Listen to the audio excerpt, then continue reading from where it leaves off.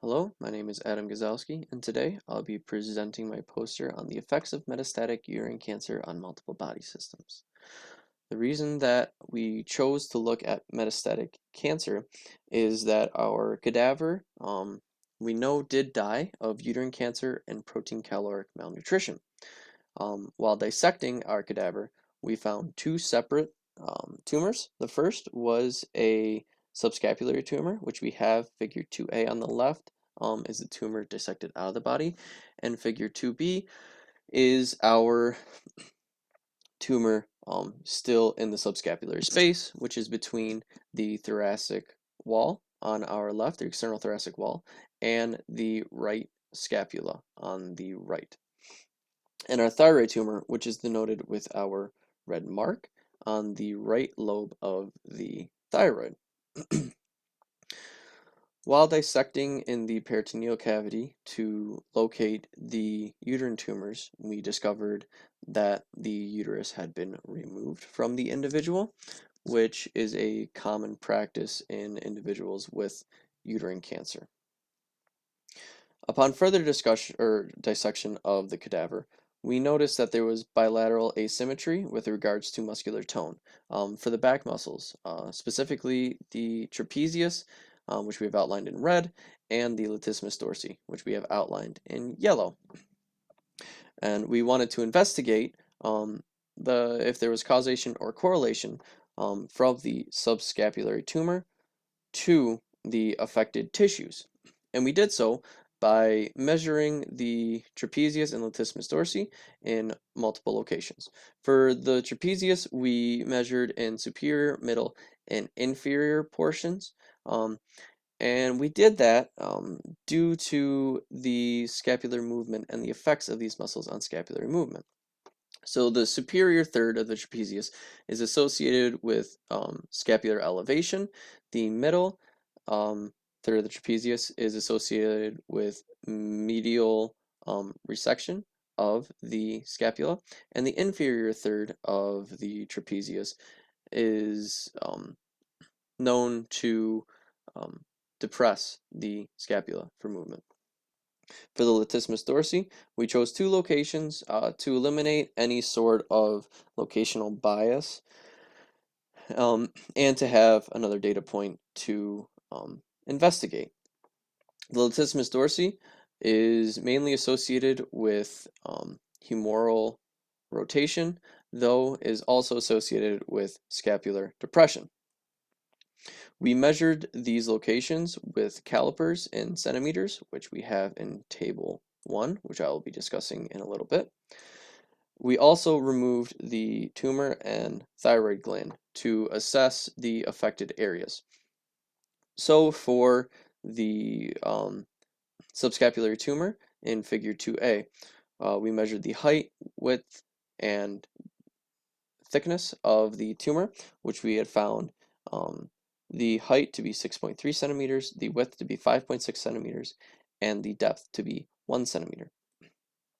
We had also found that the affected lobe of the thyroid gland was larger than the left lobe, which we had measured the height being 4.3 centimeters opposed to 3.8 centimeters on the left lobe, and the thickness of the right lobe, where we did have our tumor tissue, to be 1.1 centimeter thick opposed to the 1.9 centimeter thickness in the left lobe, which brings me to the etiology of the thyroid tumor. While looking in the literature, I found that metastatic uterine cancer has been linked to an increased risk of thyroid tumors. And the tumors associated with the thyroid gland have been shown to increase the release of thyroid hormones, and which also is linked to an increase in metabolism. Now, our cadaver did die of protein protein caloric malnutrition, which could be answered by having a thyroid tumor. With having an increase in metabolism, the individual may have not been able to consume enough calories to sustain a healthy life. For the protein portion of the protein caloric malnutrition, our bodies will try to adapt and accommodate for a caloric deficit by metabolizing proteins to get the amino acid bases, so that I'm sorry, which then will be used in the process of gluconeogenesis to create glucose, which will be used as energy. So with our cadaver succumbing to protein caloric malnutrition, I believe that the thyroid tumor did affect the individual's metabolic rates. So for the etiology of the subscapulary tumor, within past studies, I did find that tumors of the right scapula primarily, and of the connective tissue of the right scapula, are characterized by elastofibroma, which is a cancer of that affected connective tissue. And with the tumor being located under the right subscapular space, it would have abnormally elevated the right scapula off of the external thoracic wall, which, looking at other sources, um, has been shown to increase the tension of both the superior and middle trapezius, due to the scapula being um, abnormally elevated off. It would have changed the angle of the my apologies, glenohumeral joint, which would have affected the muscle's function of it. So it would have increased the tension of these two muscles, which would have enacted them more often, and having an increased activation could have increased their muscular tone. So with referencing table 1, we did in fact see an increase in muscular tone in the superior and middle right trapezius, in opposition when compared to the left trapezius. So we did have an increase in muscular tone. For the inferior trapezius and latissimus dorsi, so muscles associated with scapular depression, we did see less muscular tone on the right side when compared to the left. I believe that this is due to um, muscle compensation, to realign the joint so that the glenohumeral joint would actually function properly. So I'd like to close everything up with my discussion section. So although the uterus was removed, the effects of the uterine cancer, I believe, were still prominent within the individual.